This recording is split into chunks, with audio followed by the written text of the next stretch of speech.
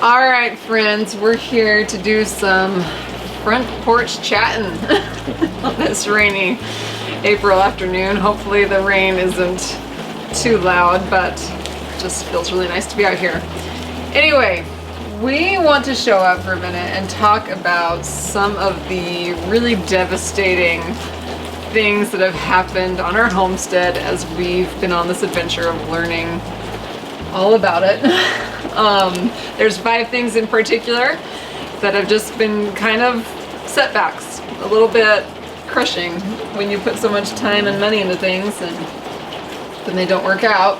So we're going to share these 5 devastating things that we've had happen on our homestead so that maybe you can learn from our hard-earned lessons, and then we're going to talk about things that we might do to prevent them from happening again if we can.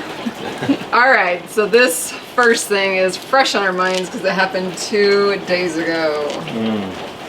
What was it? Yeah. So I sent my boy out his job in the morning is to go out and let the chickens out. And he came running back in the house and said something had come in and killed all of our chickens. And so I went out there and looked in the chicken coop, and sure enough, it was like a murder scene in there. There was just dead chickens all throughout the chicken coop. How many did we have? 12. 12 chickens. And so that included 2 roosters. And so, yeah, and one had survived somehow, miraculously. Yeah, poor traumatized thing. Yeah, it still won't go back in the coop. Yeah.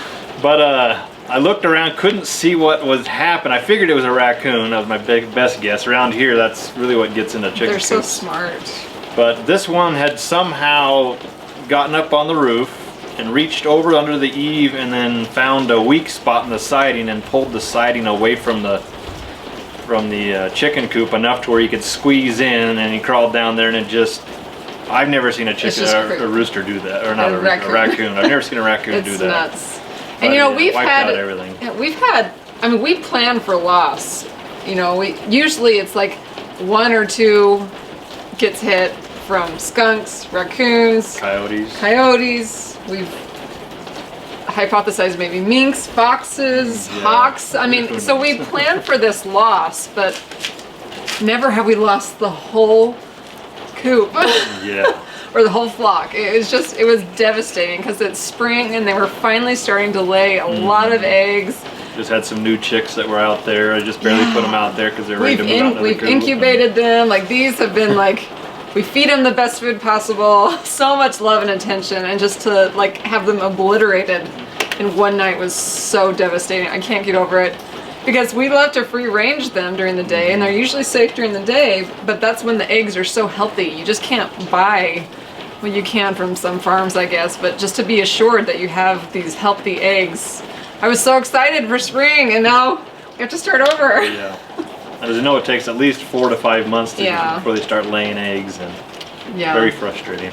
So this is super devastating for us. I just still can't get over it. So let's actually go and show them what this raccoon did real quick, and then we'll talk about what we kind of plan to do. So you can see the snow collapsed my run this winter, and so I had it all blocked off down here so nothing could get in and bother the chickens. So if you look right up there in the corner where I had some holes for vents, he somehow reached underneath there, grabbed a hold of that, and pulled that whole thing out. It ripped right through the nails and everything, and he crawled in right through there. And there's our lonely hen that has been through a lot. We feel so bad for it, so we think we'll buy a few more just to give it some company. All right, so Kev, tell us your plan going forward. Well, that chicken coop was a very temporary chicken coop I threw up together real fast when we were in a hurry. Didn't have a lot of money, didn't have a lot of time. You just do what you can in homesteading. And I thought it was really fairly secure. I mean, it has been for 2 or 3 years. Yeah, we've never had anything like this happen. So next plan, I want to build a chicken coop that one's raised off the ground. First, I want to put it right into the ground, and we have a ton of rocks around here. We grow rocks around here better than we grow anything else. And so I'm going to build a rock foundation underneath it, and then I want to build it, and this time I'm going to insulate it and put double, so you have your outside siding, then I'll have an inside board as well, insulation in between. Not that I'm worried about the chickens, they don't need insulation, but it just adds one more step for something to get through. And then my biggest plan is to really make it look more of like a European style chicken coop. I like where this is going. Okay, and I want to, try my hand at putting a thatch roof on it. It's not something really you see around here, but just for kicks and giggles, mostly for the look. But it will be built 10 times better than this one. We got to outsmart these raccoons this time. With the windows in it with natural light. Right now my windows are just netting or wire mesh that I nailed up on the opening, and right now I have boards screwed over them because it got a little pretty cold this winter. But yeah, so that's basically going to build a whole new coop, twice this size, because I want to be able to brood my chicks inside there. Right now they're in the garage, and that smell gets to you after a while. All right, so a reinforced coop, obviously, but now that we have to start over, what's your plan? Well, we do have some in the garage, but it'll take a while for them. I have 6 of them in there. One's about a month old, the other ones are about 3 weeks old, and so we just have to kind of plan even more so than we were doing to replace chickens, and that is really sad to me because you kind of plan for them to die, which you don't want to do. I mean, we're going to do everything in our power, but this is just, I think this is what homesteading is when you live in the country. You're up against a lot, so we've got to reinforce it. You've got traps out there. You've tried for 2 nights to get this raccoon. He is smart. He's a smart one. He's outsmarted me so far. Oh my heavens, but I think that the big thing is looking in. I went into all our local classified ads and I put up alerts so that if anybody puts up free chicken, people are all the time trying to give away chickens. And ones that are already laying. So that's what our biggest thing is, to look for those. I know there's a few people selling them, but often people move and they can't take chickens with them, and so you can usually get chickens online if you just set up some alerts and be patient. And the cheapest we've seen is like $20 for laying hens. Still, I mean, if we don't take care of this raccoon first and then pay all that money for more hens. Anyway, so we gotta deal with this raccoon and then outsmart these little buggers. All right, so not only did we lose our whole flock of chickens this year, we lost our 2 cows, and we did a video about feeding bottle calves, which is a lot of work. I mean, we bottle fed these babies until they were weaned, and then you can tell them what happened. So I had them in a pasture right out here in front of the house, and kind of keep an eye on them. They're eating fine, eating the grass. I had hay I was starting to feed to them to supplement. And one day, one came kind of limping back in front of the house a little bit. And I went down there and he just laid down, and I couldn't get him to eat. I couldn't get him to stand. I was worried about him. So just the one. You couldn't see the other. I couldn't find the other. So I put a blanket over trying to keep him warm. But anyway, he died that night. I couldn't get him to come out of it. It was fast. We just... I don't think there's anything we could do. It had snowed that day, but very, very little. And he still had plenty of feed. I don't know. But we had a mountain lion sighting in that area and all around our house. And my daughter even saw it on our property once. And I never found the body of the other one, and so that leads me to believe a mountain lion took it and drug it away, because for it to disappear like that, and I'm guessing the other one was chased or traumatized to the point where he just... Yeah, we read about that happening, that they can get so traumatized that they kill over if they're that fragile and young. And oh, that was devastating. Yeah, so we got 2 cows. Our plan was to raise one to butcher for our own meat and then sell the other to pay for another 2. So our plan was to kind of raise 2 every year. When you buy them when they're bottle fed, they're a lot cheaper. But, after all, buying all the milk replacer and these calves and then losing them, we're at square one and need to figure out how to fill our freezer again. Anyway, super devastating. So what have you learned? What are you going to do about it? So future, I'm not a fan of bottle calves. That's very traumatic for a calf to be born and then separated from its mother. I mean, that proved how weak they were. Yeah, really. And so my goal is to have our own cows with calves. If we do bottle calves, I'll keep them penned up longer, closer to us, to get them some more size to where nothing really bug them. A mountain lion sighting in our area is rare. I mean, it happens every few years. You'll hear about it. But for them to attack a calf like that is extremely rare for us. So if I do bottle calves, I will keep them closer to the house, closer. Maybe we're building a barn this year, so I'm planning on putting them in there. keep them separated and kind of protected a little more in the future. That's about really the only thing I can think of. But having your own cow and calf, the best thing is having a milk cow. Yeah. And then every year you're breeding it so you can keep the milk going. That way the calf can stay with its mom, and it's better off in the long run, I think. Hopefully what we were building up to, but that was a hard learned lesson right there. All right, so moving away from animals for a bit, because it's a little depressing to think about again. Our garden produce. Take it away.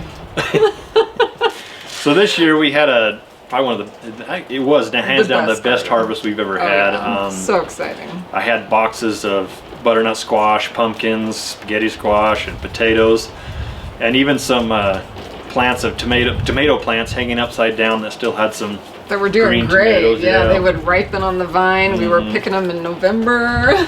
Yeah, I mean, everything's going great, and then on a really especially cold night, my daughter decided to park her car in the garage and leave the garage door open.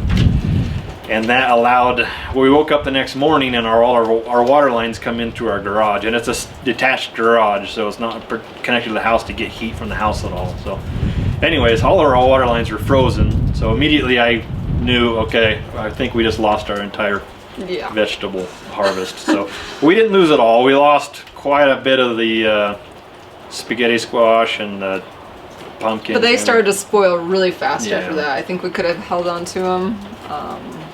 And a bunch of the potatoes turned to water, as they will when they get frozen. Yeah. So we lost a lot of it. Yeah, I was sad about all that sweet meat squash. So what are we going to do about that one? Root cellar is the best thing to do. That's always been our goal, is to build a root cellar. But in our garage, I think my biggest mistake was I had a room with the door wide open to the rest of the garage where everything was stored.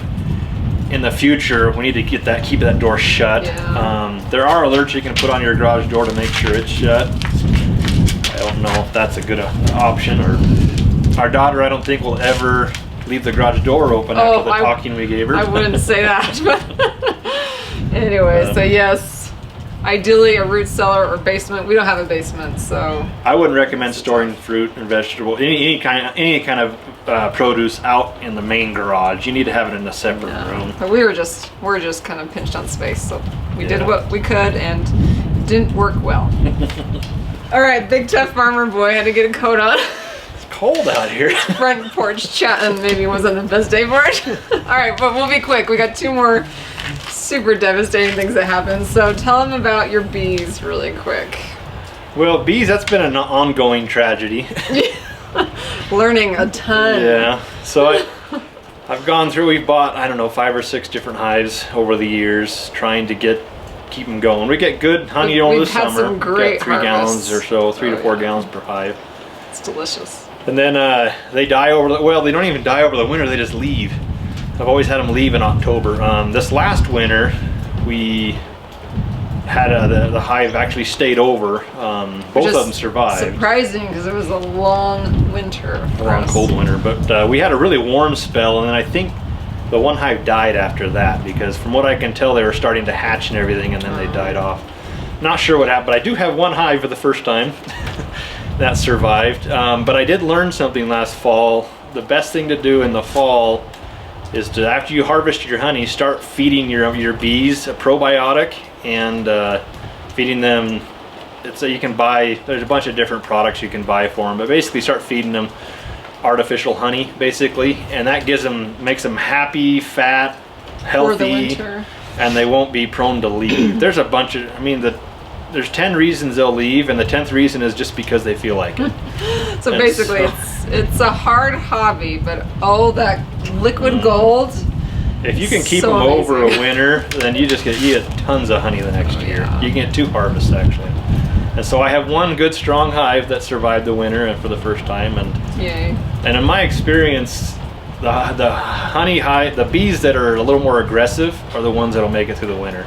Your docile, friendly ones, they tend to be a little on the weaker side. So that's what I've seen and what I've heard people talk about. So if you have a fairly aggressive beehive, they'll make it through the winter. Yeah, they'll be tough. Just keep the kids away from them. Yeah. So. We're learning a ton in there, and hopefully he wants to do a beekeeping class one day for you guys after we've learned all these lessons for you. All right, last devastating thing has to do with the weather this year. Now, I have a hard time saying the weather's been devastating because we've received so much snow and moisture that it is a huge blessing. I mean, our community has been praying for this moisture for so many years, and we got it. But we've learned that we kind of have to plan our gardening and stuff for drought seasons and for seasons of abundance. So we just haven't, it's like almost the end of April here, and we haven't been able to plant anything outside. We had planned to do a lot of early crops. I mean, we were gung-ho ready to do that. Yeah, by April 1st I had several things I was going to plant. Yeah, and we are starting some seeds inside, but we're worried we're going to have a very short growing season, which may hurt. I mean, this moisture, a lot of the farmers, their crops are still just buried in water and they're missing whole crops. So it's been hard, but a blessing. So talk to us about what you're learning and how you're kind of planning for the future to deal with all types of weather. Yeah. The biggest thing, like this year, it's been record snowfall for us. We've never had this much snow before, and it's just caused, like Cammie said, there's water everywhere. And so it's really not so much the snow, now it's the water issue, because the ground just saturated. Try to walk in my garden, I'm ankle deep in mud, and it's just a giant mess to try and plant in that. I think the best thing for us to do in the future is to continue with our cold frames, because there's a lot of, we did a video about the cold frames, but basically you put those over the ground and they keep that part of the ground a lot drier. There's not as much mud, but you can still plant regardless of the weather. So you think you can do early planting? We have a cold frame out in the garden. I planted carrots and parsnips in the... Have you checked on them? Are they doing okay? Parsnips are coming up great. Wow. I got no problem with those. And some of those are holdovers from last year that we planted in the fall. They didn't make it to the point where we could pick them before cold came, but they survived the winter, and so now they're out there growing. I think no matter if it's going to snow, rain, or what it's going to do in April, the cold frames you can plant regardless. So next year I'm definitely going to expand the amount of cold frames we have out in the garden. Yeah. Right now we have them on our garden beds, but those froze over the winter, and I don't... Yeah. They did okay. They collapsed with the way of the snow. That was another hard-earned lesson. Eventually we just got so much snow they collapsed, so. But we do have lots of lettuce and spinach growing in our cold frames right now. And so cold frames are the key to be able to plant in the winter. But potatoes, a lot of things that we normally plant this time, they're going to be later in the season. Okay, but thinking even more than that, when we can get this done, you dug a hole for what? Oh, I dug a hole for our greenhouse. Yes. It's filled with water right now. Yeah, full of water. So what's it called? It's a geothermal greenhouse. And that will really help, won't it? So I dug 8 feet in the ground, and it's a 12 by 12 square, so then I can fill it up 4 feet with gravel, like large cobble rocks, and that allows the heat of the earth to come up. So we can have stuff growing through the winter and start plants really early so that we can get them, mature plants, right in the ground as soon as we can. So this is kind of, it may not happen this year, but we're preparing for it, and this is kind of, where we live in 4 very distinct seasons. This is how we're planning to get through some of these gardening hurdles and devastations that we faced. All right, he told me he's done. He wants to go in where it's warm. Anyway, thanks you guys for listening today. I hope you learned something. If you just find yourself romanticizing the beauty and easy life that Instagram and social media sometimes portrays about homesteading, we're here to tell you that there's some hard learned lessons, and I think it helps to hear from other people's experience and learn from them. So hopefully this was helpful, and I'm sure we'll be back maybe once all these things get fixed and teach you more about what we're learning. But let me know if you enjoy this kind of content. We like to talk about it. So thanks for joining us today. If you want to give us some further support, go ahead and head over to my blog at tidbits-cammie.com and check out all the amazing content that I've created for you there. And then if you would like to shop my products, head to tidbitsandcompany.com. I've got some really cool things there that you can shop all to support you as the keeper of your home. All right, I'll be back to share more. Until then, have a lovely day.